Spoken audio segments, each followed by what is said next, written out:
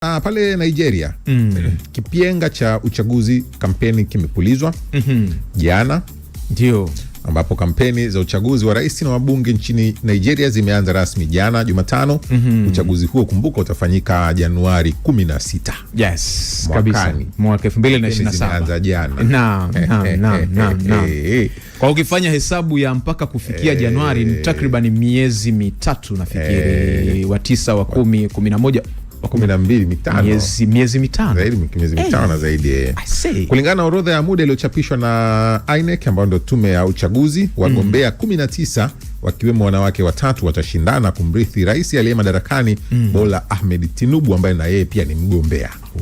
Yes. Ingawa wagombea wa urais bado wanaweza kubadilishwa hadi Jumamosi ya Agosti 22, vyama tayari vinajiandaa kuhamasisha wapiga kura wao katika miezi mitano. Zaidi ya wapiga kura milioni 100 katika eneo la kilomita za mraba 900 nchini Nigeria watahitaji kushawishiwa na wapiga kura milioni 100 katika nchi yenye watu zaidi ya milioni 300. Zaidi ya wapiga kura milioni 100. Ni uchaguzi mgumu kwa sababu Bola Tinubu amekuwa na changamoto nyingi tangu alivyoingia madarakani za kuugua, lakini pia mengi ya mambo ambayo aliahidi katika kipindi cha kampeni kwa muhula wake wa kwanza kwa sehemu ikiwemo suala la kukabili vurugu za magenge, lakini pia makundi kama Boko Haram mikoa ile 19 ya kaskazini mwa taifa hilo, unaweza kusema ameshindwa kulitimiza. Mpaka sasa hivi Boko Haram inaendelea kuua watu, magenge yanaendelea kuteka watu kwa ajili ya vikombozi katika taifa hilo.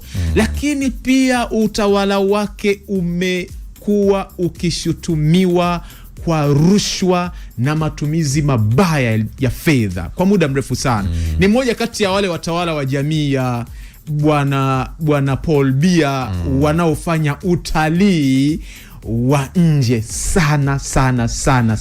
Kama ulifuatilia uchaguzi wa Nigeria kwa mwaka 2023, utakuwa unamkumbuka Bwana Atiku Abubakar vizuri sana. Alikuwa nafasi ya pili kwenye uchaguzi ule, amerejea tena. Ndiye anayetajwa kama mpinzani mkubwa wa Bwana Bola Tinubu.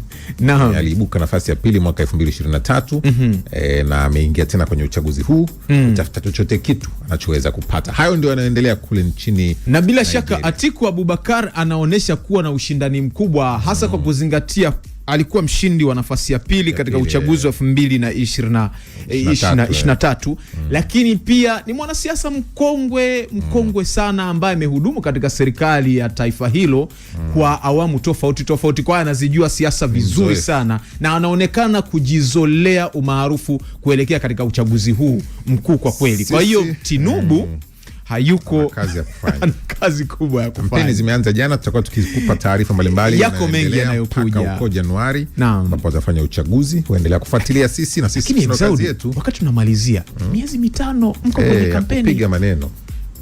Mnasema sijui siasa sio maisha. Siasa ni maisha. Miezi mitano ya kampeni. Twende. Tarudi hapa kwa ajili ya mengine mengi yanaendelea kimataifa.